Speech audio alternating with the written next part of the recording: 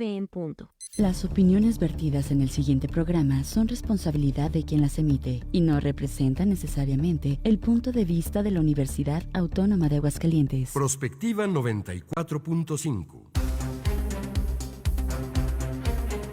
Un espacio para analizar el entorno político, social y económico de la mano de los profesionales. Prospectiva 94.5.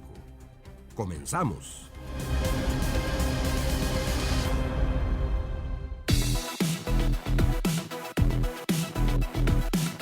Hola, ¿qué tal? Muy buenos días, bienvenidos a Prospectiva 94.5. Gracias por estarnos acompañando esta mañana de martes. Me quedé en el festejo ayer de nuestra estación universitaria. Hoy es martes, es 14 de enero de este año 2025. Gracias a quienes nos están acompañando a través de la señal de nuestra estación universitaria. Estamos completamente en vivo en esta mañana, otra vez fría y algo lluviosa. Hay que tener precaución, sobre todo si ustedes están viajando por las calles aquí en Aguascalientes. Gracias también a quienes nos siguen por el canal 26.2, es televisión abierta, UATV. Estamos también en la transmisión en vivo en Facebook Live y en YouTube. Nos ubican como Radio UAA 94.5 FM.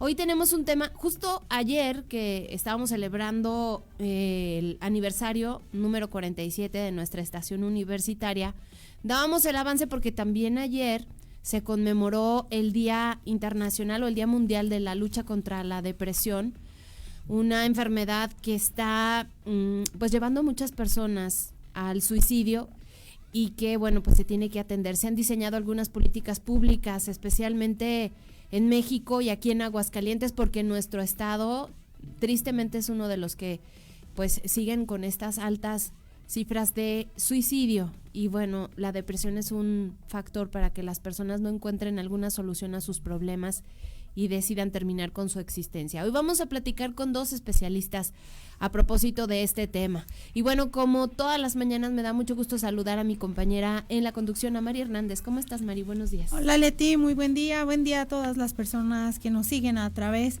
de nuestras diferentes plataformas. Estamos pues con este programa que hemos preparado y que creo que resulta muy importante, sobre todo porque hay momentos durante el año también en que se agudizan algunos padecimientos de salud mental, como este tema de la depresión.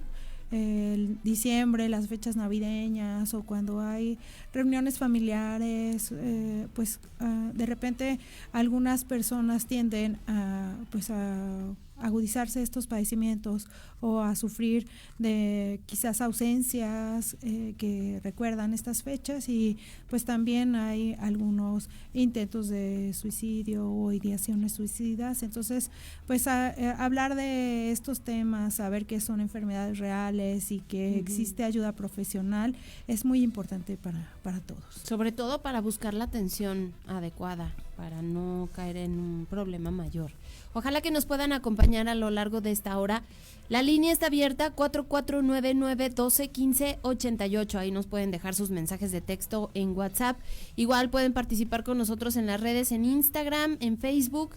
Si quieren hacerlo en el programa directamente o si nos quieren mandar un mensaje aparte, Radio UAA 94.5 FM, así está también nuestra aplicación para que la descarguen en sus dispositivos móviles. Y pues si les parece, vamos comenzando con nuestro resumen.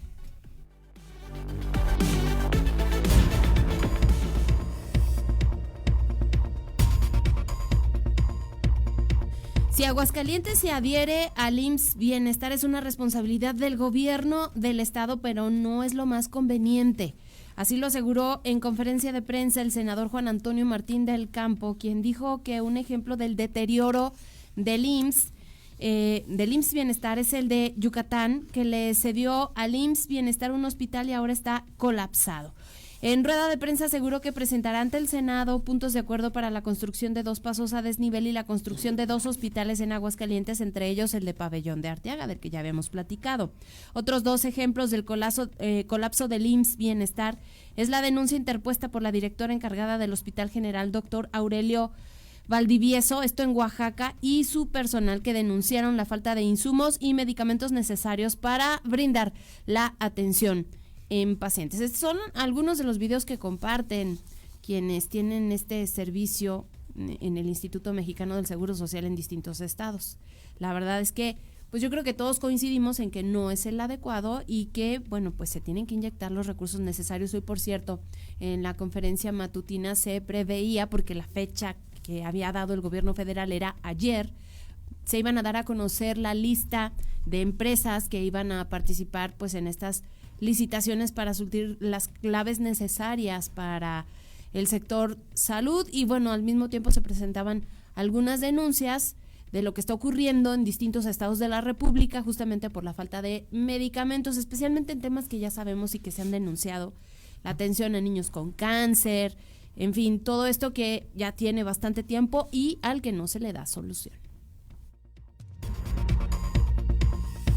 El día de ayer la Suprema Corte de Justicia de la Nación votó en contra de revocar el acuerdo del Comité de Evaluación del Poder Judicial de la Federación, que suspendió el proceso de selección de aspirantes a personas juzgadoras, en el que se seleccionarán los candidatos al Poder Judicial. A través de un comunicado la tarde de este lunes, la Corte señaló que la decisión se votó por mayoría de 6 votos. Esto quiere decir que continúa suspendido, al menos en el Poder Judicial. Se acata la orden de este juez de Michoacán de suspender el proceso de elección de los candidatos para este proceso. Por cierto, que la Asociación Civil Defensores denunció ante el INE a las ministras de la Suprema Corte, Lenia Batres, Yasmín Esquivel, y Loreta Ortiz, por presuntos actos de campaña anticipados para la elección judicial de este año. Vamos a escuchar esta denuncia. Estoy afuera del INE porque acabamos de denunciar a 3 ministras de la Suprema Corte que están haciendo una campaña anticipada completamente ilegal. Yasmín Esquivel, Loreta Ortiz y Lenia Batres. Esta denuncia solicita que inmediatamente cesen su campaña ilegal, que lleva meses en redes sociales, en eventos proselitistas y en medios de comunicación. Están incumpliendo totalmente con la equidad en la contienda, se están aventajando de su posición como ministras y de su cercanía con Morena para posicionarse y para llamar al voto cuando todos los demás candidatos no pueden hacerlo. Cabe destacar que, mientras tanto, en el Instituto Nacional Electoral se anunció que se está trabajando en la formulación de un proceso que permita tener resultados preliminares en la votación del próximo mes de junio, ya que, según se había dado a conocer por la Asociación de Jueces, Magistrados y Ministros, pues no habría un PREP de estas elecciones. Ayer en la mañanera, y se lo comentamos puntualmente, se presentó este Plan México, que es un proyecto en el que se establecen metas y también retos para el futuro económico de nuestro país, entre ellos impulsar un desarrollo económico equitativo y sustentable para todas y todos. Se puso como meta la creación de 1.5 millones de nuevos empleos en sectores estratégicos, lograr un salario mínimo diario que incremente un 127% respecto de 2018. Se plantea alcanzar el reto de que México llegue a ser pues una de las economías más importantes del mundo, con una producción nacional en donde el 50% de la proveeduría sea el mercado nacional. Este Plan México establece también que 150,000 técnicos y profesionistas se capaciten al año, que se produzcan energías limpias y el reuso del agua y manejo de residuos sólidos. Se informaron sobre los proyectos de tecnología, electromovilidad y aeroespacial, entre ellos el desarrollo de automóviles eléctricos. Escuchemos un fragmento de lo que dijo ayer justamente la presidenta: el logro de que México pueda pues llegar a ser una de las 10 economías a nivel mundial. Metas ambiciosas, por ejemplo, pasar de ser la economía 12 en el mundo a ser la 10ª economía mundial. De ese tamaño es nuestro objetivo. Incrementar, elevar la proporción de inversión respecto al PIB arriba del 25%. En el 2023 alcanzamos el 25% entre la inversión pública y privada, y el objetivo es pasar del 25% de la inversión. Este Plan México fue bien recibido por algunos empresarios mexicanos, quienes consideran que este proyecto da confianza a inversionistas. Escuchemos a Claudio X González Laporte de Kimberly Clark y Rodrigo Alonso Herrero, él pues de una de las empresas también importantes, Genoma Lab. Vamos a escucharlos. Nosotros vamos a hacer varias cosas. Número uno, vamos a seguir invirtiendo. Sentimos que hay una oportunidad enorme en toda la parte de medicamentos y también queremos apoyar y coordinar a muchos otros laboratorios de otros lugares del mundo. La unidad de todos los sectores ante los retos que tenemos de hacer crecer el país, que necesita mucha inversión para crecer. Por eso también el Plan México, para lograr esa inversión. Necesitamos también la unidad para lograr la revisión del Tratado de Libre Comercio, que es muy importante para el país.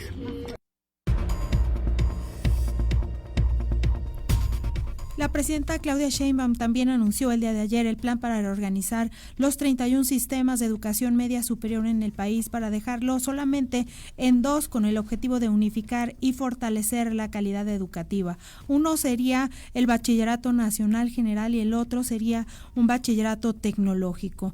Al presentar este proyecto, el secretario de Educación, Mario Delgado, dijo que la transformación del nuevo bachillerato se hará junto con los maestros, que están en pláticas y se reunirán con varias organizaciones para armar todo este proyecto. El próximo ciclo escolar viene con todo, dijo, y así lo comentó. Vamos a escuchar a Mario Delgado. Porque en esta transformación del bachillerato nacional, de la nueva escuela mexicana, las y los maestros son fundamentales. Que logremos lo que la presidenta nos ha encomendado, que las y los jóvenes se queden en la escuela, que les guste la escuela, que les emocione la escuela, ahí los maestros son fundamentales. Nos vamos a información internacional y es que fíjense que la justicia rusa impuso este martes una multa de más de 8,000 millones de rublos, esto es más o menos 77.43 millones de dólares, a la empresa Google por negarse a cumplir una sentencia anterior de las Cortes rusas, según informó el servicio de prensa de los tribunales urbanos en Moscú. El juez de paz del Tribunal de Distrito Nagorny de la ciudad de Moscú declaró a Google culpable de la infracción de evasión de una pena administrativa y le impuso esta multa, 8,000 millones 684,193 rublos, indicaron en Telegram los tribunales de la capital rusa. La negativa a pagar una anterior multa administrativa es castigada en Rusia con la duplicación de su monto.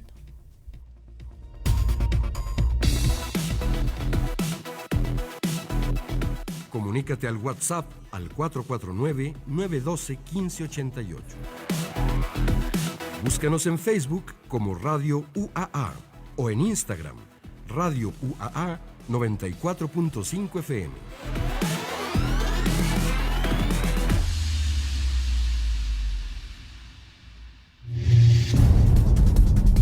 El 13 de enero se conmemora el Día Mundial de la Lucha contra la Depresión, un trastorno que incide significativamente en las tasas de mortalidad a nivel mundial. Impacta a personas de todas las edades, sin embargo, son los adolescentes y personas adultas mayores los grupos más afectados. De acuerdo con datos de la Organización Mundial de la Salud, la depresión es un trastorno mental que afecta a más de 300 millones de personas en el mundo. Es por ello que objetivo de la conmemoración de este día es la de sensibilizar, orientar y prevenir a la población sobre esta enfermedad. El Sistema Nacional para el Desarrollo Integral de las Familias, el DIF, reporta que menos de la mitad de las niñas, niños y adolescentes reciben un tratamiento adecuado, debido a que los cuidadores primarios subestiman la intensidad de la depresión en los menores de edad. A pesar de que no se conocen las causas exactas que provocan la depresión, existen diversos factores que contribuyen a la aparición de este trastorno, siendo la interacción entre factores sociales, psicológicos y biológicos las principales causantes de esta enfermedad. Los genes que heredamos de nuestros padres y que son influenciados por las experiencias que tenemos en nuestra vida pueden predisponernos a padecer depresión. Entre los principales rasgos que caracterizan a la depresión destacan la tristeza permanente, pérdida de interés o placer en las actividades de la vida cotidiana, aislamiento, trastornos del sueño y del apetito, falta de concentración y sensación de cansancio. Sin embargo, es necesario la intervención médica especializada para un diagnóstico oportuno y un tratamiento adecuado. Existen diversos tipos de depresión, los cuales se diferencian por su duración, evolución y nivel de impacto en el desempeño de actividades rutinarias y relaciones interpersonales, desde el punto de vista emocional, conductual, cognitivo y somático, los que analizaremos hoy con nuestros especialistas en Prospectiva 94.5.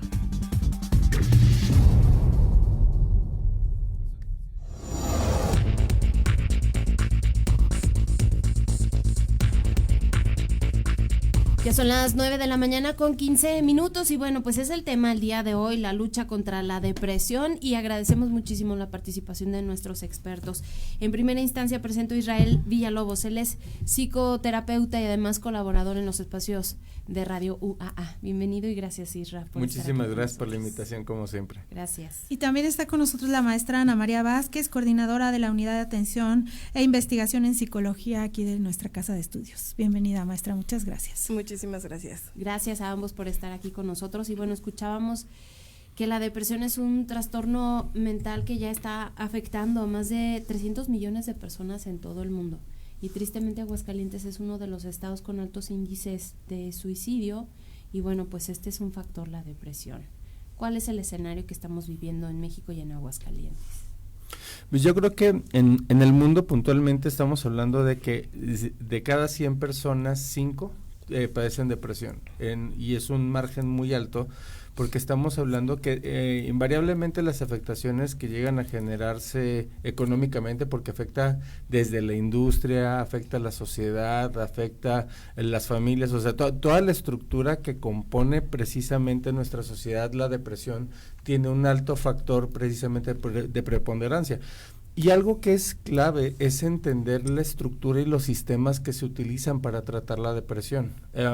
Afortunadamente yo creo que en los últimos años hemos modificado también esta parte del pensamiento, utilizar herramientas correctas para el proceso depresivo. Y más que nada porque este es uno de los trastornos más complejos, pero a la vez más comunes. Y esto nos lleva como humanidad también a entender que los factores de depresión ocurren en cualquier momento, en cualquier persona. Entonces, tanto la persona que pueda aparentar estar más contenta en un día, no sabes la circunstancia que esté pasando, que al final del día pues no se vea manifestada en el momento, pero sí en el transcurso del proceso de su vida, ¿no?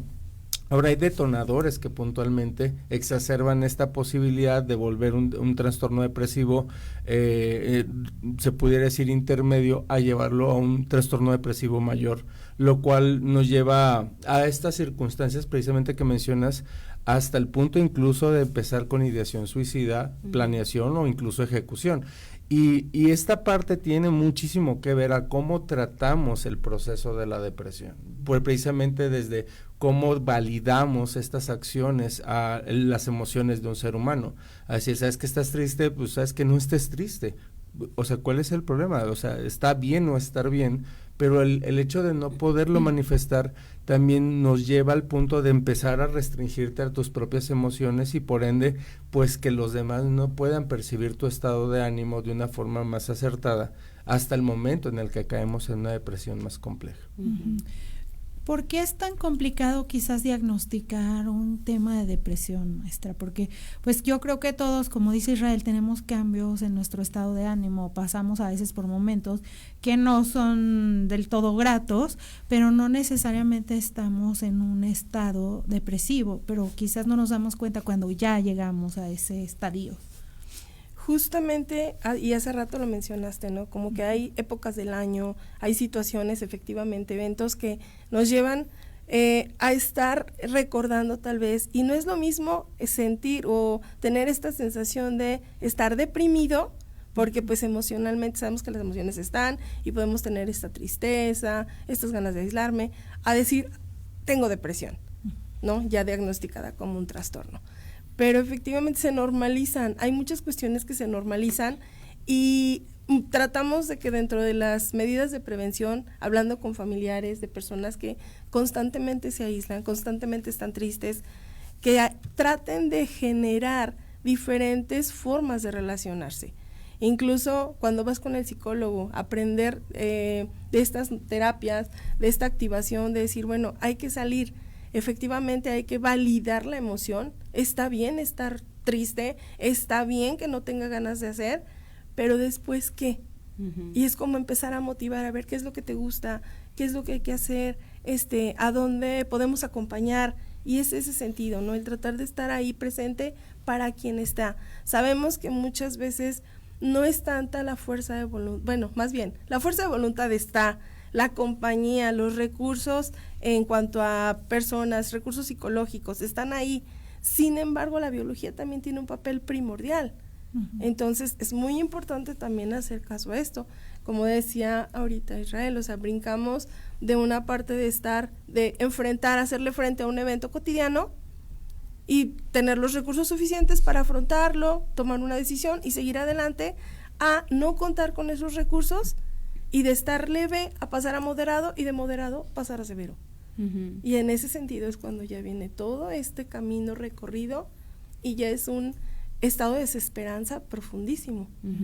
¿Hay situaciones genéticas o físicas que puedan detonar que las personas sean como más factibles propensas a que tengan depresión? Sí, justo. De hecho, hay varios factores. Puntualmente se los tratamos de distribuir. Hay desde los factores psicológicos que se detonan a raíz sobre pensamiento en un proceso de rumiación, que es cuando regularmente decimos rumiación cuando estamos más que un pensamiento, y la parte compleja es cuando este pensamiento no se suelta y se exacerba, y precisamente como dice la maestra, hay una parte bien importante que es cuando viene esta parte de desesperanza, este pensamiento de desesperanza, donde hay algo que se llama regularmente, o lo definimos como tarea cognitiva, en la parte de decir yo estoy mal con los demás y el mundo en general está mal conmigo. Entonces, todas estas circunstancias agrandan más la parte del factor. Hay factores obviamente fisiológicos que tienen muchísimo que ver a la parte neuroquímica, que regularmente ocurre cuando hay una falta de conectividad a la parte neuroquímica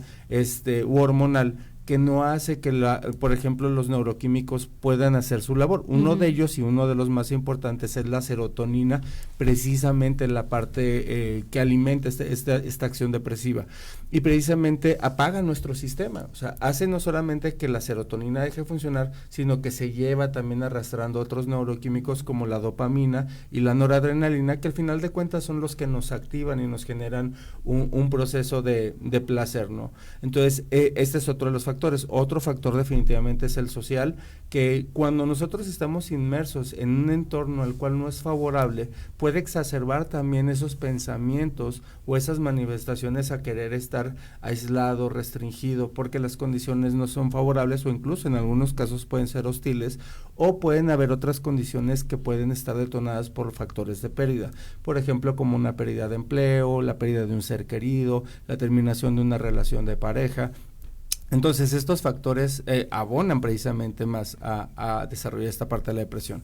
Como bien lo mencionabas, otra de las partes es esta parte genética que también puede irse trascendiendo generación por generación, llegando a unos procesos de distimia donde hay estas desregulaciones constantes en un factor depresivo y que se vuelven una constante y que obviamente se ven manifestados en diferentes miembros de la familia, sean por parte de padres, de tíos, de abuelos, etcétera, ¿no? Entonces, sí, definitivamente hay varios factores que son los que integran. Muchas personas cuando hablan a la parte de depresión piensan que es estar triste.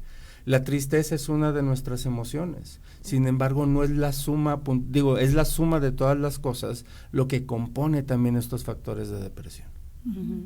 ¿Qué tanto podemos hacer esa diferenciación o cómo podemos detectar ciertos síntomas en donde ya una persona quizás necesita ayuda profesional? Aquí marcamos por tiempo, por lo regular aparece un episodio, un evento casual, algo de la vida cotidiana, a lo cual no hay respuesta, no puedes hacerle frente de inmediato, puede pasar una semana, tal vez, para que puedas resolver. Pero ya cuando hablamos de sintomatología que está en esta tristeza, en este aislamiento, en esta falta de motivación, por 1, 2 semanas, incluso 3, ya hablamos de que necesita algo más puntual, de que necesita atención. Y cuando, a pesar de que haya tensión, ya son signos como de alerta de que empieza una persona a tener pensamientos suicidas. Básicamente el primer punto clave, como lo mencionó la maestra, es vemos esta constante a la parte de anedonia o esta falta de placer. De hecho hay varios factores que es a lo que detonamos como depresión mayor, y dentro del DSM-5 hay factores definidos como para poder catalogarlos. Uno de ellos es, como mencionaba, esta falta de placer o interés por las cosas, estar desanimado constantemente o casi casi la mayor parte del tiempo, no tener interés por hacer las cosas, sentir mucho cansancio, ganas de dormir constantemente o casi todo el tiempo, puntualmente falta de apetito o aumento en la parte del apetito, haciendo que la persona sin una dieta específica suba mucho de peso o baje mucho de peso. Cuando vemos condiciones puntualmente de irregularidad en la parte de su sensación, la percepción de bienestar y malestar, la persona se siente mal constantemente. Y obviamente también pues hay otras afectaciones como esta parte del sentimiento de culpa o insuficiencia. Es decir, sabes que me siento culpable de no hacer las cosas bien, o no ser suficiente para hacer las cosas, o gracias a mí estas cosas están pasando. Entonces la persona arrastra muchísima culpa. La culpa es uno de los puntos clave que llevan después a exacerbar a esta parte, incluso donde viene la parte de ideación suicida o la parte del pensamiento de muerte, que también se ve manifestado aquí, ¿no? La continuidad en la parte de estos pensamientos después se va detonando a escalas más altas, donde podemos llegar ya no solamente a la ideación, sino a la planeación o la ejecución suicida, lo cual ya estamos hablando de una condición muchísimo más agresiva. ¿Hay algún factor que tenga que ver con el aspecto generacional también en el desarrollo de ciertas habilidades, no sé, psicosociales o probablemente incluso de convivencia o de tolerancia a ciertas frustraciones? Uy, sí. Sí. Sí, como lo mencionó hace ratito, estos factores psicosociales son, híjole, súper importantes. Al final del día, no podemos olvidar nuestra querida pandemia, y generó muchísima falta de recursos para estar con los demás. La interacción simplemente, están peleando por teléfono con un mensaje de texto. O sea, realmente digo yo, ahí donde ven la emoción, ¿no?, de la otra persona. Claro. Por supuesto que... En un emoji. En un emoji. Y realmente, si te fijas, a la hora que pulsas un emoji, son infinidad de... ¿Cómo se dice? Interpretaciones que le pudieras dar a ese emoji. Entonces realmente sí es muy conflictivo, sí genera incluso en la relación con los padres, en cuanto a cómo ha cambiado, por ejemplo, la forma en la cual tal vez los papás socializaban antes a la forma de ahorita de los hijos. Hay muy poca tolerancia, entonces eso está generando también mucha falta de recursos. El hecho de los videojuegos, simplemente hay también muchísimas características en los propios videojuegos. O sea, ¿cómo qué, por ejemplo, maestra? Mucha violencia. Mucha violencia. Y el hecho eso de que en lugar de socializar, estés ahí, frente al monitor. De hecho, en el regreso de la pandemia, platicábamos de esta dificultad que tenían los chicos para incluso manifestar sus emociones. Y más allá de esto, poder definir qué era lo que estaban sintiendo. O sea, hasta ese punto llegamos. Sí, hay factores que se vuelven muy complejos, complementando lo que dice la maestra, porque es totalmente acertado. Esta parte, por ejemplo, la falta de interacción y la desregulación del sueño es un punto muy importante, porque vemos, por ejemplo, adolescentes que efectivamente se la pueden pasar horas jugando, 3 de la mañana, 4 de la mañana, o estar en redes sociales. Y aquí abono precisamente este punto, porque también es un factor sumamente relevante, a la falta de una buena autopercepción, e incluso más cuando empieza esta manifestación depresiva. Las personas tienden a empezarse a comparar muchísimo, precisamente en esta búsqueda de tratar de entender ese sentimiento de culpa y de insuficiencia, y lo vemos, por ejemplo, más en adolescentes, y regularmente la parte de la adolescencia es cuando más se detona la parte de los trastornos. En esta proporción, los adolescentes o los adultos jóvenes están en una comparativa constante a la parte económica, a la parte de popularidad, a la parte física, a todas estas cosas que deseamos y queremos tener y no podemos cumplir. Y como mencionaba hace un momento, la parte de la pérdida suma un papel muy importante a la parte de la depresión. Cuando las personas se encuentran en ese factor de pérdida, empiezan a detonar cada vez más esta restricción serotonínica, y de igual forma también estas manifestaciones al aislamiento o esta inhibición social que acaba precisamente por empezar a generar mayor cantidad de pensamientos. Bien, son las 9 de la mañana, ya casi con 30 minutos, tenemos que hacer una pausa. La línea está abierta, 4499-1215-88. Si ustedes han pasado por alguna situación de depresión o alguien de sus seres queridos y quieren compartir con nosotros su experiencia, la atención que recibieron, si fue adecuada o no, háganos llegar sus mensajes en WhatsApp o en Facebook. Estamos como Radio UAA 94.5 FM. Vamos a este corte y regresamos con más.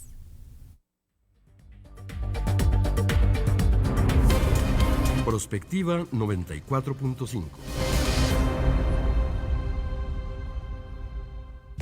XHUAA 94.5 FM. En 2025, por primera vez elegiremos a personas juzgadoras del Poder Judicial de la Federación. El 1 de junio será la elección en la que se renovarán 881 cargos. Ahora podemos elegir a quienes imparten la justicia en nuestro país. Conoce más sobre los cargos que podrás elegir en INE.mx. Con tu participación, organizaremos y celebraremos una vez más elecciones auténticas y confiables. Este 1 de junio, participa. INE. El fentanilo destruye tu cuerpo. El ejercicio te hace fuerte. El fentanilo te engancha desde la primera vez. Las verdaderas amistades te cuidan. El fentanilo te mata. Una familia unida te da vida. Aléjate de las drogas. Les ponen fentanilo para hacerlas más adictivas. Elige ser feliz. Si necesitas ayuda, llama a la línea de la vida. 800-911-2000. Gobierno de México. Este domingo en la Hora Nacional estará con nosotros la maestra Yabneli Maldonado Mesa, vocal ejecutiva en el Fobiste, quien nos dará buenas noticias para la vivienda. Tendremos el romanticismo hecho bolero con Rodrigo de la Cadena. También hablaremos de cómo prevenir, diagnosticar y tratar las cataratas. Cha y Leonora, los esperamos este domingo a las 10 de la noche. Esta es una producción de RTC de la Secretaría de Gobernación. Gobierno de México. En nuestro reloj, las 9:31. Prospectiva 94.5.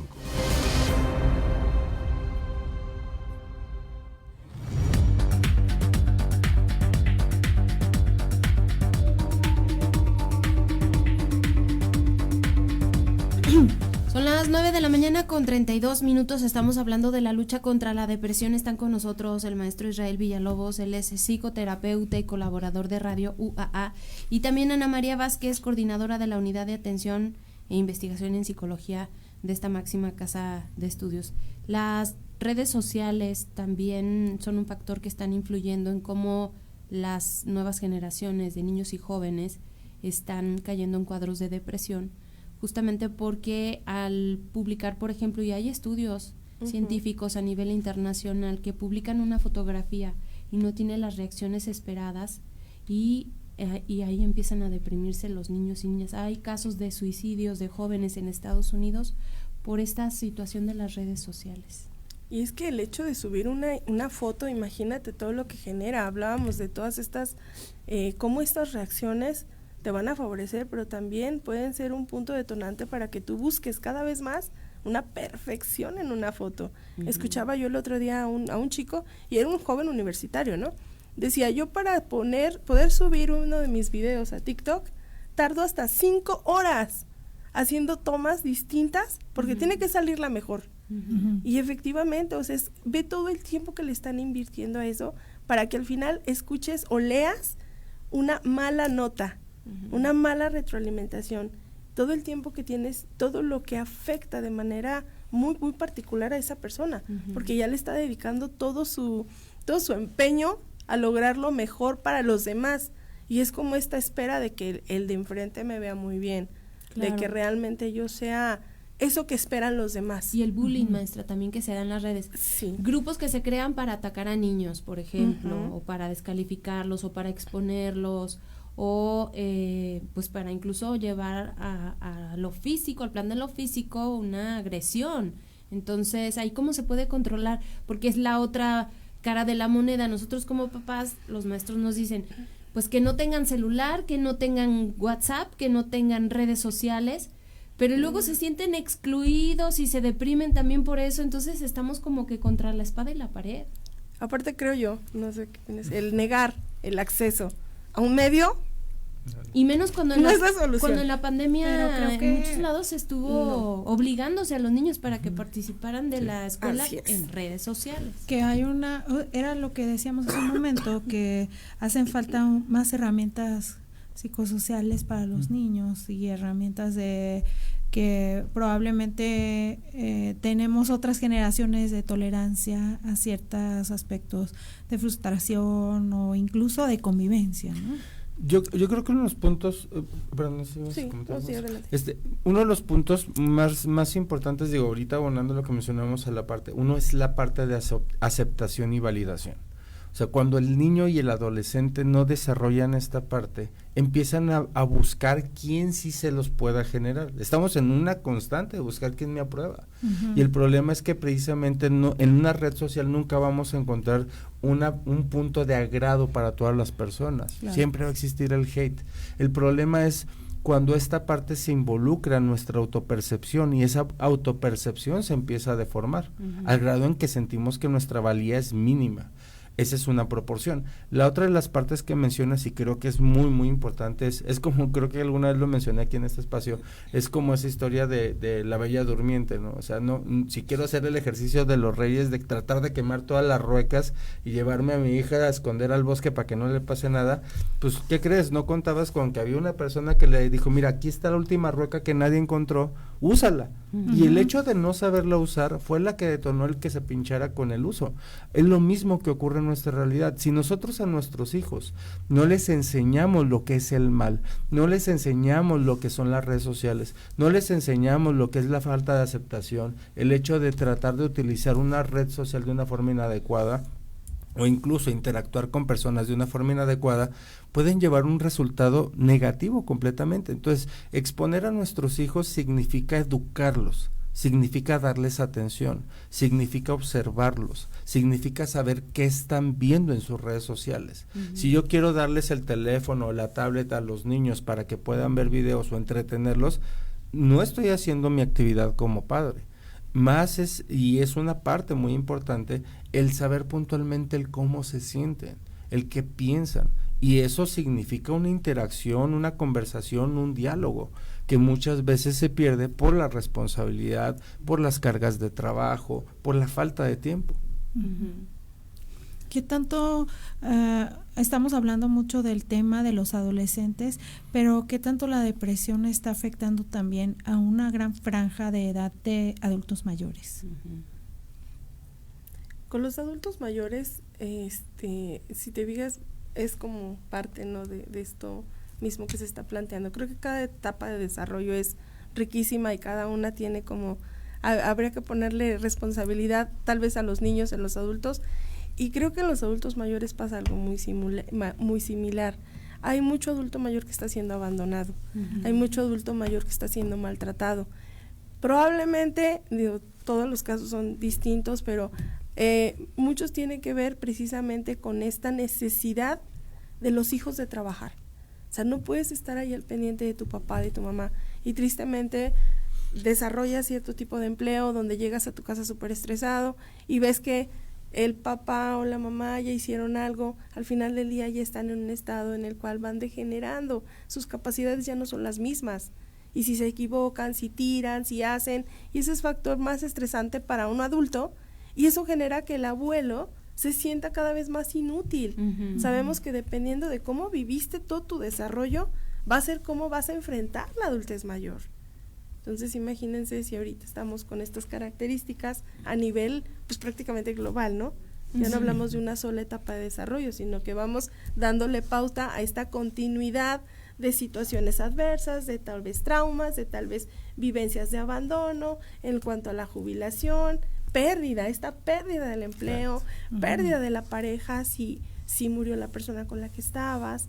Todos esos son factores que van a venir a marcar mucho esto, ¿no? Y a que se vea ya más. Insisto, ahorita como se han modificado, siento yo que conforme van modificando nuestras legislaturas, nuestras leyes, va siendo más visible cada vez muchas de las violencias que antes eran normalizadas y que ahorita están en la mesa. No sé si por el factor de sexo haya más casos de depresión. Pregunto esto porque es más complicado para una adulta mayor no caer en estos cuadros que para un adulto mayor. Sí. Hay más casos de suicidios de hombres, por ejemplo, que de mujeres. En cuanto a depresión, ¿cómo estamos? Hay un punto que es muy relevante y complementando precisamente eso que dice la maestra, porque va junto con pegado, ¿no? Y algo que hemos, o me ha dado la oportunidad de poder hacer este análisis en diferentes vías, y lo evalué incluso que fue en el 2012, cuando los resultados del INEGI aparece que los adultos bueno, no necesariamente los adultos mayores, sino las personas que están en un proceso de pensión, a raíz del cambio de pensión del 97, muchas personas decidieron retirarse. Entonces, al entrar en este punto de jubilación, la evaluación se hizo con docentes puntualmente. Entonces, cuando las personas deciden jubilarse, estamos hablando que al inter de 5 años, entre el 70 al 80% de las personas fallecieron. O sea, es una cantidad alarmante. Sí, muy alta. ¿Cuál fue el detonante? Que no sabían qué hacer con su vida. O sea, ya tengo mi pensión, pero no sé qué hacer con ella. Entonces, muchas de las circunstancias es precisamente que no hay un plan secundario de vida. O sea, las personas dicen, bueno, trabajo porque tengo que trabajar, me tengo que responsabilizar a mis actividades y veo esto como mi todo. Al momento en que termina esta parte o este ciclo, sea porque me pensiono, sea porque me liquidan, sea porque me despiden, al final del día yo ya no sé qué hacer porque estoy inmerso durante mucho tiempo en la misma actividad, lo cual empieza a deteriorar también muchas circunstancias, entre ellas la parte cognitiva, porque no nos sentimos capaces de hacer otras actividades, que es lo que acaba haciendo un abuelo cuidando a los nietos, ¿sí? O haciendo actividades que no son placenteras para ellos, al grado de sentirse cada vez en un desánimo a querer seguir continuando su vida, y se dejan caer. La parte relevante es cómo nosotros como adultos empezamos a darnos cuenta de que tenemos que empezar a prepararnos para esa parte del cambio. Y esto ocurre tanto a hombres como mujeres. ¿Por qué es más común a la parte de los hombres? Porque regularmente y anteriormente la dinámica era el hombre más trabajando y la madre más en casa. Entonces el acompañamiento es muy diferente. El detalle es que ahorita, a últimas generaciones, la circunstancia también ha cambiado mucho, porque tanto hombres como mujeres se deprimen de una forma muy similar. ¿Y qué tanto realmente acudimos a un servicio profesional o sabemos detectar, personalmente, que lo necesitamos? ¿Que lo necesitamos? Uno de cada 10,000, yo creo. O todos. O todos. Sí, no, realmente aquí es como cuando nos dicen, es más común. En este sentido es como, yo sé qué va a pasar y yo voy a poder solito. Y claro, ese es el pensamiento, ¿no? Yo voy a salir de esto solo. Voy a salir del hoyo. No necesito que nadie me ayude, ¿no? Pero realmente sí aquí es mucha labor del empezar como a generar esta pauta de que se den cuenta de qué forma están de alguna manera ya no siendo los mismos que eran antes. O sea, cómo de alguna manera tu funcionalidad va decayendo. O sea, yo era súper aplicada y ahorita por algo estoy bajando en mis notas, hablando de lo académico, de cualquier nivel, ¿no? Insisto, responsabilidad de padres cuando hay niños, todavía cuando hay adolescentes, pero ya de adulto, del adulto joven en adelante, pues sí empezar como a dar pauta en de qué forma me está afectando, y está afectando mi funcionalidad. Dependiendo del ámbito en el que me encuentre. ¿Qué tanto las políticas públicas desde las autoridades, desde el sector salud están contribuyendo? Porque ahora escuchamos mucho pues de estas pláticas que se dan desde las primarias, en las secundarias, ahora en los sitios de trabajo también, para ubicar como focos rojos y evitar que las personas pues caigan en cuadros más complicados de depresión. Pero ¿qué tanto han sido efectivas estas políticas? Yo creo que hay dos factores que son bien relevantes y lamento a ver si piso algún callo para alguien que nos está escuchando, pero quiero ser bien franco, no hay regulación suficiente. A este momento tenemos un área de oportunidad grandísima en la parte de regulación. ¿A qué me refiero? Y esto regresando también precisamente a la pregunta que mencionas. Los medios y los recursos para llevar un proceso terapéutico adecuado desafortunadamente no son los más propicios, y quiero ahondar en diferentes herramientas, como personas que deciden ir a un curso de grafología o de constelaciones o de o de, por ejemplo, abrazología, la ayahuasca, en fin, o sea, o ir al tarot, o sea, en verdad, o sea, tenemos un área de oportunidad grandísima porque no hay una cultura de la salud mental de forma adecuada.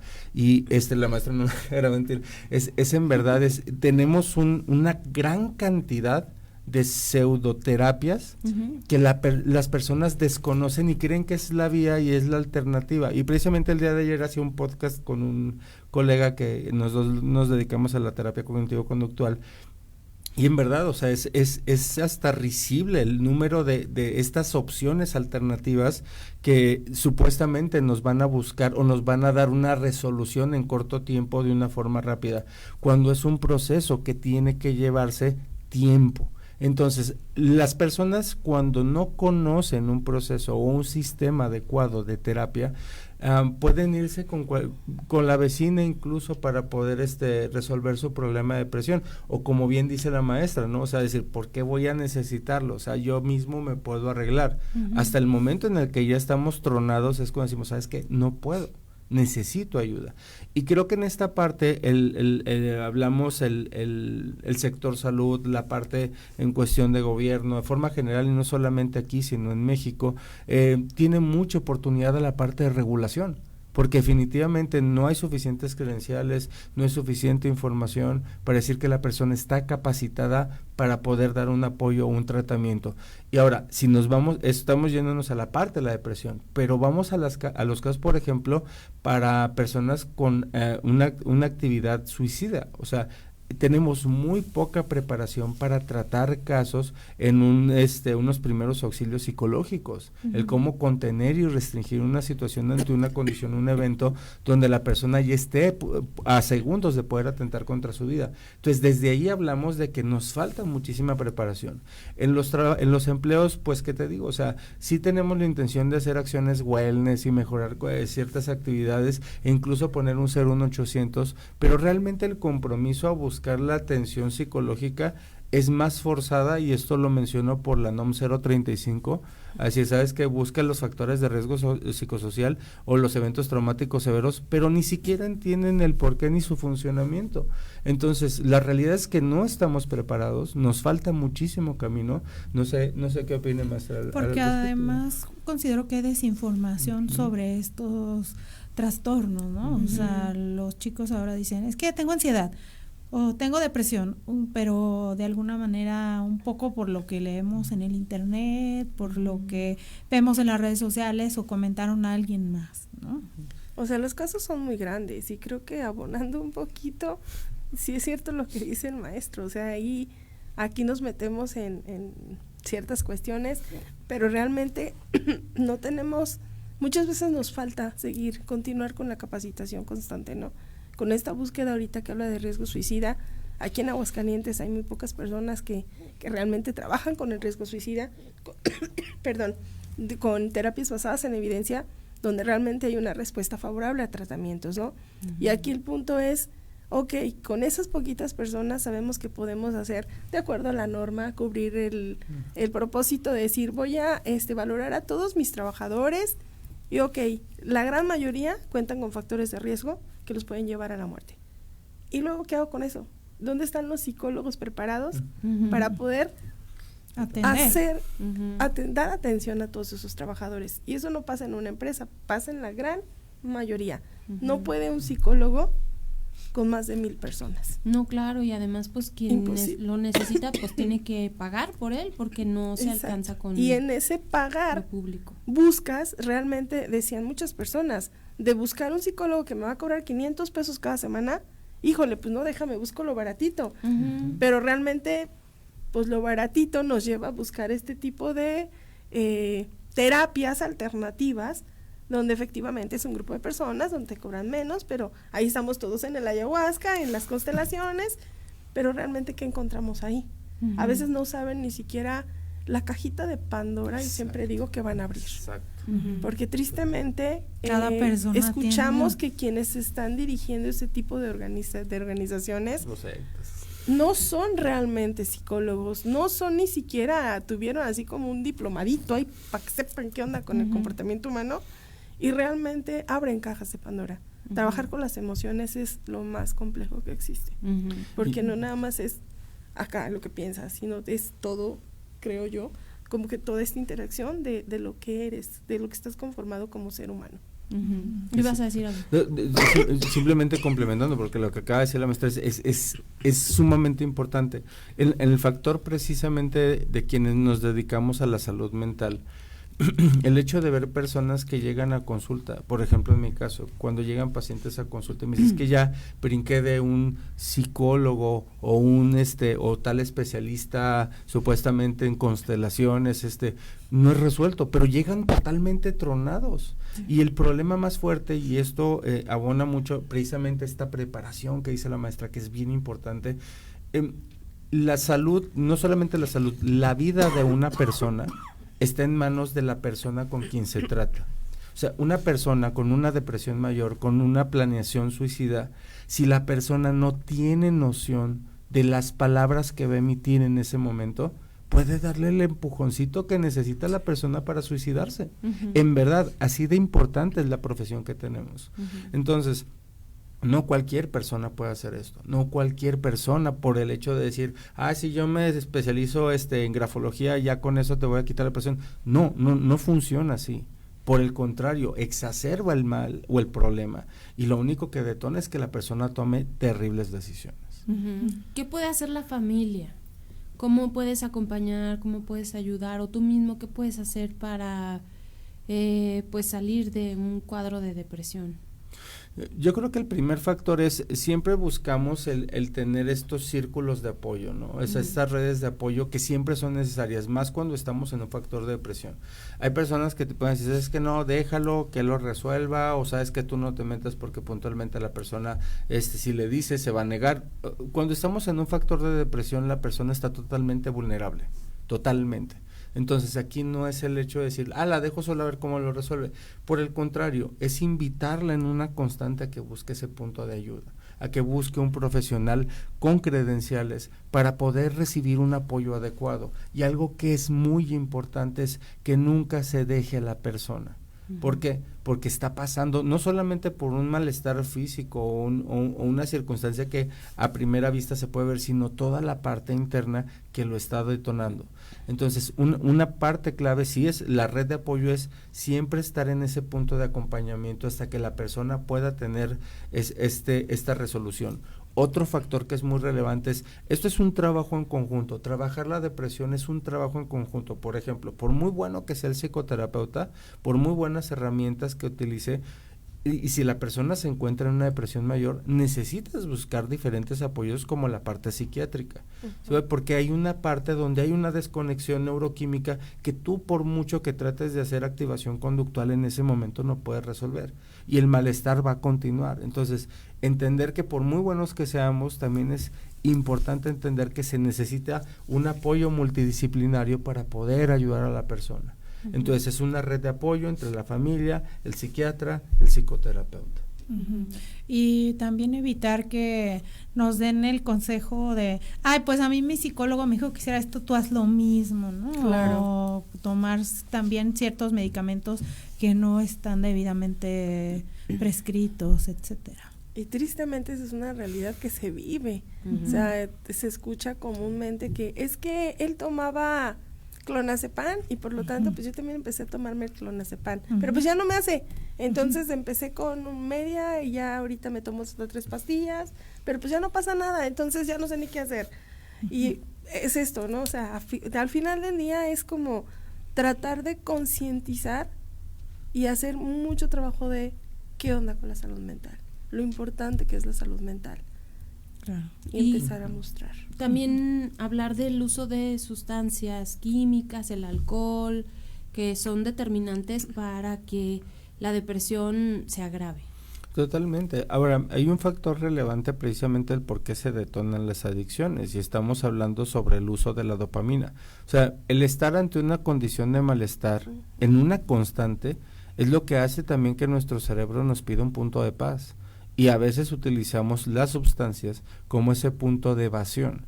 El problema es que dejarlo se vuelve después más complicado porque no atacamos la causa raíz. O sea, simplemente lo que hacemos es tratar de posponerlo o evitarlo o evadirlo puntualmente por medio de las sustancias. E incluso con los mismos fármacos que se puedan utilizar, la intención puede llegar a ser la misma. Por eso es muy importante el acompañamiento en este equipo multidisciplinario. Cuando una persona lleva un tratamiento psiquiátrico, no se le puede dejar solamente con el tratamiento psiquiátrico.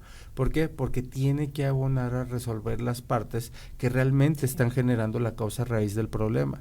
E incluso, y digo, lamento decir esto, pero es la realidad, nos encontramos incluso médicos. A mí me ha tocado pacientes que me dicen, es que fui con un traumatólogo, fui con un anestesista, fui con un médico general y me dio fluoxetina. A ver, espérate, o sea, no es tu especialidad. Sí, o sea, no es tu especialidad, no te dediques a dar este tipo de medicación a menos que sea tu carácter y tu especialidad hacer esto, y eso lo hace únicamente el psiquiatra.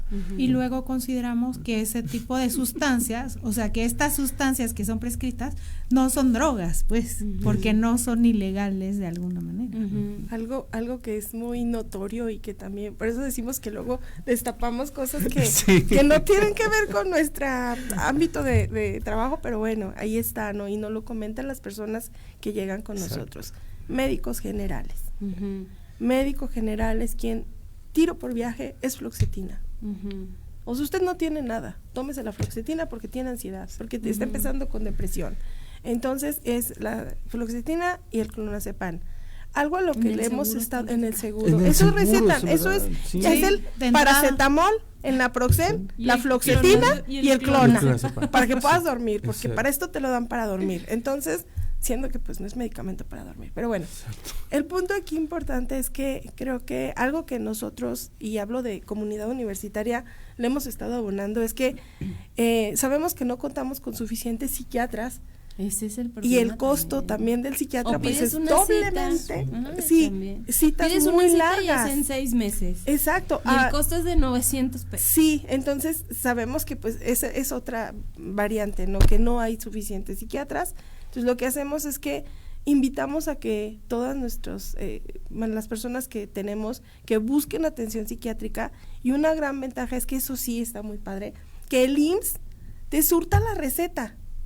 Y al menos ya le invertiste en la consulta psiquiátrica, pero como eres estudiante, al menos te lo sé de la comunidad universitaria, ellos te surten la receta. Y ahí sí el médico general te la surte, sin necesidad de pasarte al psiquiatra, porque tú ya tienes un psiquiatra. Ya no saturas el servicio de psiquiatría de ahí, pero estás contribuyendo, y está contribuyendo Estado con el mismo ciudadano. Siempre y ¿Están de cuando acuerdo? haya los medicamentos. Bueno, es claro. Siempre y cuando les den el cuadro que se debe surtir toda la mañana. Pero bueno, eso es algo muy, muy favorable. Creo yo que eso es algo muy bueno para muchos que no tienen este recurso, para, aparte de pagar el psiquiatra, pagar el medicamento, pagar el psicólogo. Realmente sí es un proceso, y creo que también eso es algo, la economía, a veces dicen, o comemos o pagamos médicos. Y el grueso de las familias mexicanas estamos en esa situación. Pues hay que pedir ayuda, hay que estar atentos en pues los signos que pudieran determinar que una persona padece depresión y buscar la atención adecuada. Se nos acabó el tiempo, pero les queremos agradecer muchísimo esta participación a ambos. Israel, gracias, maestra. Ya nos vamos, Mari. Ya nos vamos, los invitamos como siempre a que nos acompañen el día de mañana, que vamos a hablar sobre, ahorita les digo, sobre el contexto político mediático en Estados Unidos previo a la llegada de Donald Trump. Algunos escenarios interesantes que se están planteando en diferentes aspectos, así que los esperamos el día de mañana. En punto de las 9, gracias al equipo de producción, a Checo Pacheco, a Samuel Ornelas, a Sofi Cermeño, pero sobre todo a ustedes por acompañarnos, desearles que tengan un excelente martes. Prospectiva 94.5. Un espacio para analizar el entorno político, social y económico de la mano de los profesionales.